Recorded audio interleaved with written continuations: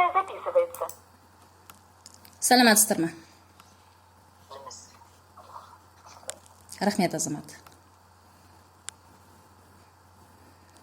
Мынадар кім?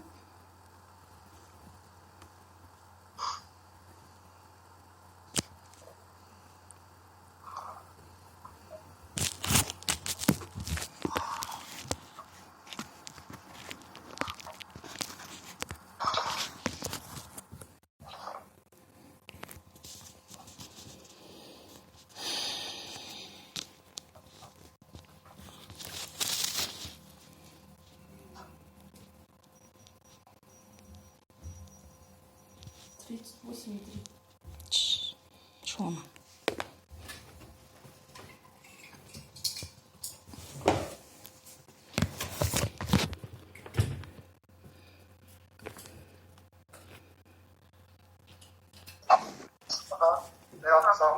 Саламатсыздар ма? Сізбен әңгімелестік, сіз келдіңіз бізге.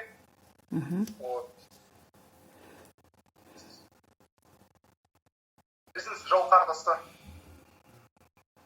Сіз айтыңыз, бірінші. Мен сізге келдім ғой, бәрін айтып бердім ғой, егжей тегжейін. Бүгін мұнда Шаяхметов, Сакен Шаяхметұлы болады деді ме? Шаймұратұлы болады деді ме? А? Шаяхметов Сакен Бейімбетұлы. Бейімбетұлы. Ол кісі жоқ па әлі? Маған кеше қоңырау соққанда солай айтқан. Әкім облысының орынбасары болады деп.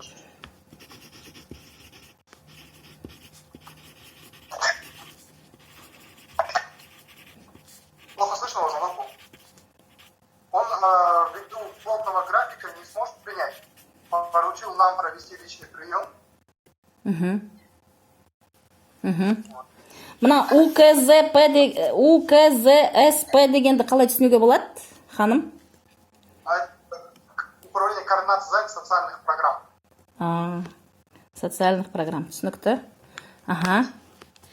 Но енді айтып беріңіз, сіз жинадыңыздар ғой осы адамдарды. Жайдан жай жинаған жоқсыз ғой. Мен кеше сізге келдім, көңілім толмады, өтініш тастап кеттім. Өте маңызды, баламасы жоқ проект өтпей қалды деп. Сіздің өтінішке біз жауап береміз.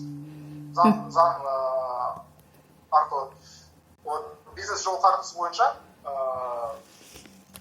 бизнес идеяларын іске асыру үшін мемлекет гранттар беру кандидаттарға сәйкес гранттар іріктеу бойынша конкурс өткізілді. Грант сомасы 2 миллионнан бастап 5 миллион теңгеге дейін. Сіздің өтінімге қарай, сіз 2 шілде күнінде сағат 17:10-да өтінім бердіңіз. Сосын 15-16 шілдеде сіз 16 шілдеде Zoom платформасы арқылы конкурсқа қатысу өткізілді. Енді осының нәтижесін айтып беріңіз. Не себептен өтпей қалды бұл проект? Себебі конкурс комиссия мүшелері сол ұпайдар қойды. Ашықты қамтамасыз ету мақсатында конкурс өткізу туралы ақпарат, өңірлік бұқаралық ақпаратта біз тарттық. Сыбайлас жемқорлыққа қарсы іс-қимыл агенттігі, облыстық департамент және облыстық ұйымдастырған ссылка тоже ақпарат үшін бердік. Сонымен қатар біздің бақылау, біздің Facebook парақшасында, ресми парақшасында сол Zoom платформасы арқылы видео... Нәтижесіне көшейікші, кім? Сағыныш мырза, нәтижесіне көшейікші. Не себептен бұл проект балын жинай алмай қалды? Комиссияда 10 мүшесі болды. Сол 10 мүшесінің дауыс берген жоқ 3 мүшесі. Шидербаев, ол командировкада болды, Қабылденова, демалыста, Казинов, техникалық ақылы. Мен сізге тағы да сұрақ қоям, Сағыныш мырза. Бүгінгі күнге, бүгінгі жылда Біздің президентіміздің Қасым Жомарт Тоқаев мырзаның үндеуі бар, бағдарламасы бар. Бизнес жол картасы 20-25. Оның ішіне кіретін өте маңызды десоветизация, декоммунизация, дерусификация дегені ең жоғарғыда тұрған тақырып ол қазақ, мемлекеттік қазақ тілін мәселесін халық болып бірігіп көтерейік деген. Халық болып, өткені себебі 30 жылдың ішінде ешқандай өзгеріс болған жоқ. Әсіресе осы Павлодар облысында, Павлодар қаласында 46 мектептің ортасында 8 ғана таза қазақ мектебі. 8 ғана. 30 жылдың ішінде Қазақстанның тәуелсіздігі биыл 30 жыл болады. 8 ғана таза қазақ мектебі. Сол себептен ол кісі жайдан жай бүкіл ақпараттарға шығып, осындай үндеу ерігіп жасаған жоқ деп ойлаймын. Елге жұртқа кәдімгідей үндеу жасап, халық болып біргейік, ел болып бірге көтерейік деп. Сол себептен тағы да сізге сұрақ қоям. Не себептен бұл проект өтпей қалды? Жақсы. 21 шілдеге басқарма әрбір жоба бойынша қолдау жүйесінде хаттамалар жазады. Сіздің хаттама, выпискаңыз 28-92 заседание конкурсной комиссии по отбору заявок. Вышла выписка с протокола, согласно которой кандидаты проголосовали и ваш... Мен сізге тағы да Сағыныш мырза сұрақ қоямын. Сонда сіз біздің президентіміздің Қасым Жомарт Тоқаев мырзаның бағдарламасына қарсы шығып отырсыз ба? Назовите, пожалуйста, причину, из-за которой вот этот вот бизнес-план, он не выиграл. Ну, получается. Сәлеметсіз бе? Сонда сізге тікелей сұрақ қойып отырмын. Сонда сіз Қасым Жомарт Тоқаевтың үндеуі мен бағдарламасына қарсы шығып отырсыз бе деймін. Жауап беріңізші маған. Жоқ, қарсы шықпаймын. Сонда қай себептен бұл проект маңызды әлеуметтік проект? Осы Павлодарға өте қажет проект. Өйткені күнделікті біз қызметті дұрыстап ала алмаймыз. Күнделікті біз 102 шақырамыз, күнделікті полиция шақырамыз. Жай ғана барып нан мен сүтті сатып алу үшін. Не себептен сонда осы проектқа сіздер мән бермедіңіз? Мен сізге қойып тұрмын сұрақты, Сағыныш мырза. Қарау нәтижелері сондай болды. Критерий аталау қазір. Мен сізге сұрақ қойып тұрмын. Сонда сіз қолдамағаныз ба? Сонда сіз бағдарламаға қарсы шығып тұрғаныз ба? Сонда сіз президентіміздің үндеуіне де қарсы шығып тұрғаныз ба? Жоқ. Жоқ болса, мен сізге, маған керек жоқ лишняя, анандай орысша айтқанда, лишняя вода мне не нужна. Мне конкретика нужна. Уже қазақшада сұрап жатырмын, ұқпайсыз, уже орысшада айтып жатырмын міне. Не себептен бұл өтпей қалды? Өйткені біз күнделікті опасын жейміз. Күнделікті 102 шақырамыз. Күнделікті төбелеспен бітеді. Күнделікті осылай жүреміз. Bir сүт пен бір нанды сатып алу үшін үлкен дүрбелеңге көтеріледі. Люди страдают от этого. Из-за того, что таких социальных проектов нету. Почему этот проект, он не получил поддержку? Сіз өзіңіз айттыңыз, бұл Есть программа, по которой нужно поддерживать именно государственный язык страны, в котором живут люди. Согласен. Кеше сізбен сөйлескенде, Сағыныш мырза. Назовите, пожалуйста. Кеше сізбен сөйлескенде, Сағыныш мырза, сіз өзіңіз айттыңыз, бұл жобаның баламасы жоқ деп. Баламасы жоқ болса, не себептен өтпей тұр бұл жоба? Қазір айтам. Комиссия жобаны қарады. Сондай нәтижелер айтты. Қазір сізге мен айтам. Бизнес жобаның жаңалығы 0 орташа балл. Сонда сіз өзіңізден жауапкершілікті шешіп тұрып, комиссияның мойнына сол жауапкершілікті қазір асып тұрсыз, я? Мен солай түсініп тұрмын сізді. Дайындалып, деңгейі 6-9. Жеке инфрақұрылым болуы 1,5. Бизнес жобаны іске асыруға арналған шығыныңызды дәстүрлі қоса қаражаттыруды 0%. Анауаттардың саласында жобаның артықшылығы 1,10%. Сағыныш мырза, кешірім сұраймын. Маған буквоедство не надо. Маған буквоедство керек жоқ. Мен сізге тікелей сұрақ қойып отырмын, тікелей жауап беріңіз. Мен комиссия мүшелері емеспін. Комиссияда бірді мемлекеттік қызметші жоқ. комиссия мүшелері сіздің выпискада атап кетті. Сол кісілер Шетелбаев, Долтас, и так далее. Сонда бүткіл Павлодардың тұрғындарына 700 мыңнан аса тұрғындарға сол 10 шақты комиссия ғана нәтижені шығарып тұр, я? Осы Павлодардың, әсіресе осы қаланың ішінде қазақ тілі, мемлекеттік тіл аяқтың астында тапталып атқанда, сонда 700 мың халықтың ортасында осы 10 кісі ғана шешкені ма?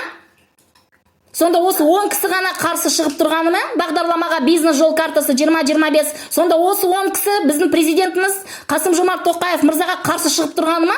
Бағдарламасымен үндеуіне. Мақсатында облыстық кәсіпкерлік және индустриялық инновациялық даму басқармасының басшысы 25 шілде 25 июня протокол номер 71. Сағыныш мырза, мен жаңа ғана сізге айттым. Может, хватит быть буквоедом? Мен сізге дұрыстап, логически жауап бере алмайсыз бе? Мен сізге не деп тұрмын? 10 адам 700 мыңның ортасында халықтың аяқтың астында тапталып атқан мемлекет тілге осылар нәтиже беріп тұр ма? Ішіндегі ветеринар дегендей сияқты осылар ма? Осыларға керек пе сонда? Сонда қарапайым қазақтың халқы не істейміз біз сонда? Күнде осылай төбелесіп жүреміз бе? Күнде полиция шақырып жүреміз ба? Әлде сіздер күтіп отырсыздар ма қашан дүрбелең кетеді деп? Да, 10 человек, они голосовали, и после их голосования правительство... Сіздің жауапкершілігіңіз қайда? Сіздің, міндетті түрде сіздің жауапкершілігіңіз қайда? Өйткені осының барлығын орындайтын ұйымдастырушы сіздің мекемеңіз. Сіздердің жауапкершіліктеріңіз қайда? Согласно правил, комиссия сформирована была. Там, да, они являются, как вы правильно говорите, они... Сағыныш мырза, сіз мына Казон конференция не үшін мында шықтыңыз? Чтобы мне в уши воду лить? Мен сізден дұрыстап жауап күтіп отырмын. Не себептен бұл проект өте маңызды әлеуметтік проект өтпей қалғанына? Сіз маған өзіңізден жауапкершілікті сырып тастап, 10 мүшесіне ғана сырып отырмысыз. Сонда сіздің мекемеңіз не при делах и ни при чем. Сонда сіздер бір топ, бір ұйым болып, президенттің әкімшілігімен жұмыс жасамайсыздар ма? Оның бағдарламасын қолдамайсыздар ма? Халыққа үндеуін қолдамайсыздар ма? Қазақ тілін мәртебесін халық болып көтерейік деген қолдамайсыздар ма? Жауап беріңіз. 23 шілдеде біздің басқа орынбасары сізге қолданысты еңбек жұмыс қамту жол бағдарламасы шеңберінде қаражат алуға жәрдемдесу мақсатында басқармасын Павлодар облысына ауыл шаруашылығы. Тоқтаңыз, Сағыныш мырза, мен бәрібір сізді түсініп отқан жоқпын. Өзіңіз білмейсіз, не оқып, не қойғаныңызды. Өзіңіз түсінбей отырсыз. Сіз маған ендеше мына нәтижені қалай шешеміз? Өзі білмейді бұл кісі. Өзі дөп-дөпке мекемені басқарып отыр. Бұл кісі өзі мемлекет тілін. Сонда мұндай адамдар, осындай басшылар қолдай ма екен? Мемлекеттің қазақ тілін. Вы никакой критерий не сказали в данном случае. По какому критерию, из-за чего этот проект не был принят?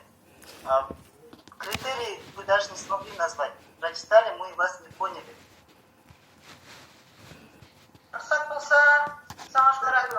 Сауле ханым, саламатсыз ба?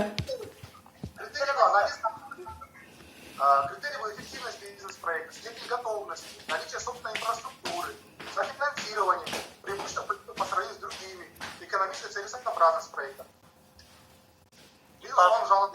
Посмотрите, Кеширіңіз, вот этот вот проект, который написан, который у Майгуль Ханым, она сделала такой проект, у которого нету аналогов. Там был весь подсчет правильный. Я считаю, да, проект очень хороший, проработан. Почему они выходят против развития государственного языка в Казахстане? Рұқсат болса, мен айтайын ба, рұқсат болса? Сауле ханым, саламатсыз ба, иә? Сауле Ғабдужафарқызы, мәдениет тілдер басқармасынан. Мен мынаны қазір анау болды деп айтып қажет жоқ. Сағындық Мұратович, осы қолдау тілдерде, қазақ тілін мемлекеттік тілді дамыту бойынша осы соңғы 10 жылда бірінші жоба. Иә. Оған дейін осындай белсенділер тілді дамытамын деп ортаға ешқандай жобамен шықпаған. Дұрыс айтасыз. Енді екіншісін сіздерге айтайын дегенім, қазір осы нәтижесінде талқыламай, осы жобаны тағы да бір грантқа ұсынуға мүмкіндік бар ма? Иә, мүмкіндік бар. Онда неге сіз 3-ші шілде, 5-ші шілде дегенше Майгүл ханымға айтпайсыз ба? Мына кемшіліктерді, то есть мен сізге орысша түсіндірейін. Осы проекттің, когда этот проект сдавали, какие-то были недочеты, какие-то были минусы, дополнить, доработать. Еще раз этот проект, можно ли по данной программе его еще раз предложить вам? И второе. При 10 человек комиссии. Есть ли в этой комиссии люди, которые владеют государственным языком? Я считаю, что вот этот проект мы должны поддержать, потому что действительно вы знаете, что у нас в регионе очень всегда стоит острый вопрос развития государственного языка. Особенно в последние годы мы это ощущаем. Что может управление? Управление, у нас есть госпрограмма, которую мы должны выполнять. В этой программе первое – это обучение. Мы, что от нас требуется, проводим, обучаем, даем сертификаты, мониторим, то все. А вот именно по бизнес біздің құзыретімізде жоқ. Бізге ол ешқандай қатысы жоқ. Мен тек қана бір ұсынысым мына мүшелеріне қарастырғанда қазақ тілін білетін, қазақ тілін қолдайтын, сондай бір маманды қоссаңыздар, екінші Майгүл ханымға сондай екінші рет қайталап осы жобаны енгізуге мүмкіндік берсеңіздер. Енді мен балдарына қарағанда 18-18 болып тұр. Енді бір кішігірім ұпайдар жетпей тұр. Соларды бір қарастырып, енді бұл кісі бірінші рет қатысып отыр. Тәжірибесі жоқ. Бір қандай бір көмек көрсетіп, басқарманың бір маманын көрсетіп, қандай бір кемшіліктер бар, соларды қосып, тағы да бір ұсыныс жасаса болады ғой. Қалай боласыздар? Қарсы емессіздер ме? Сондай мүмкіндік бар ма? Есть такая возможность? Иә, қарсы емес мүмкіндік бар. Біз управление экономики и бюджетного планирования дополнительную заявку направляем на выделение денежных средств. И вам необходимо, вы набрали 0% по новизне проекта, чуть-чуть усилить проект надо будет, немного расписать поподробнее. И повторно будут деньги у нас в сентябре, мы их планируем. Подали бюджетную заявку, и будет дополнительный конкурс проводиться. О нем вас обязательно проинформируют. Сағыныш мырза, қайдағы қырқүйек? Мен сізге не дедім? Менің бір айым өліп қалды. Міне 9 шілдеде мен бір грант алдым. Осы ғимараттан кеңсе жалдау 200 аек. Ол маған 2 айға берілген. Келісім шарт бойынша мен сізге не дедіп кеттім кеше келгенде? Қайдағы қырқүйек? Маған міне қазір 2 ай біткеннен кейін ол қаражатты қайтару керек. Сіздер ол кеңсені жалға алу қаражат бермейсіздер. Өздеріңіз айтқансыздар. Сол жұмыспен қамту орталығына барып, кеңсе жалдауға со жақтан алыңыз деп. Со жақтан барып алдым ол грантты. Әлі тұр міне, 1 ай тұр сол счетта. Сіз не деп отырсыз маған? Сіз мені мүлдем естіген жоқсыз ба? Біз сізді естідік. Сіз маған ашық өзіңіз айтыңыз. Міне тамыздың ортасында мен басқа да проекттар бар, жақсы-жақсы өтпей қалған, мен қаражат сұраймын. Енді қыркүйекке сіз менімен ойын ойнайды отырсыз ба, Сағыныш мырза? Мен түсінбедім. Ендеше мен бұны республикаға шейін көтерем, кешегі блогер жазған бейненің барлығын шығарам ютубқа. Ел боп, халық боп шешегендеше. Сіздің құзыретіңізге еш нәрсе жатпаса, сіздің сөзіңіз өтпесе, сіз өз орныңызда жай ғана отырсаңыз, еш нәрсе қолыңыздан келмесе, ел боп шешегендеше, бүткіл қазақстандықпен. Жақсы ма? Мен сізге сөз бердім. Жарайды, шығармайым деп. Ендеше бүгіннен барап сол блогерға қоңырау соғам да айтам, шығар анан бейнені деймін. ютубқа, фейсбукқа қайда шығарасың? Бәр жерге шығар. Көрсін бүткіл Қазақстан. Павлодардың, өзіміздің қазақтарымыз осындай мекемеде басшы болып отырып, өздері аяқтың астынан мемлекеттік қазақ тілін таптайтта отырғандарын. Мынау сұмдық қой. В августе мы будем просить деньги. Я правильно сказал, в августе будет точнее. Сіз жаңағын айтып отырсыз, қыркүйек деп. Сіз жаңағын айтып отырсыз, қыркүйек деп. Уточнение будет запланировано в августе. Все так и остается так же, как я говорил, в августе будет уточнение. Деньги будут сразу после уточнения. Мен уже тамыздың аяғында ешқандай маған құрал жабдықтарға қаражат түспесе, мен мына кеңсе жалдауға алған қаражатты қайтадан тапсыру керек. Өйткені маған бос кеңсе керек емес. Мен бос кеңсеге мұғалімдарды қалай жинаймын? Мен ұйымдастырушымын. Олар бос қабырғаға келгенде мен не деймін оларға? Үйіңдегі үстелі мен тағы мен компьютер оргтехниканы ала кел деймін ба? А? Сіз не қыл деп отырсыз маған? Мен сізге айттым, менің міне бір айым өліп қалды дедім. Енді бір ай ғана қалды. Жаңа ғана өзіңіздің аузыңыздан шығып отыр. Сентябрь, ол қыркүйек. А мен уже августтың аяғында бұл қаражатты тапсыру керекпін. 200 аекті. Енді ешқандай басқа жоқ, я? Басқа ешқандай не жоқ. То есть человек зря тратит свое время. Майгүл ханым, мен ойымша мында бір келіспеушілік болып тұр. Сағыныш Маратұлы қарсы емес. Ол кісі мен түсінгенім, ол кісі қолдауға қарсы емес. Мында сіз ұтып алған ғимарат ұтып алдыңыз, иә? Кабинет. Ғимарат емес, маған қаражат берді, соны жалдауға алу. Ол жалдауға алдыңыз? Әлі алғам жоқпын, 2 ай берді. 2 айдың ішінде жалдауға алмасам, мына тамыздың аяғында, міне шілденің басында ғой, тамыздың аяғында, қыркүйектің басында мен ол ақшаны тапсыру керекпін. 2 айдың ішінде мен келісім шартты орындамасам. Енді мына сізге айтып отыр ғой, қазір нақтылау болады, бюджеттің нақтылауы тамызда. Сол кезде ақша бөлінгенде сізге бөлемізді қарсылық біліп жатқан жоқ қой. Бұл кісі айтып тұрған маған қыркүйекте ғана берем деп тұр. А маған жұмыспен қамту орталығы тамыз деп тұр. Тамызда мен білетін осы 3 аптадан кейін, 2 аптадан кейін нақтылау болады бюджетті. Сол кезде бөлінген қаражатты бұл кісі қателесіп қалды қыркүйекте. Тамызда нақтылау болғанда сол қаражат бөлінеді. Сіз кешікпейсіз. Сіз үлгересіз.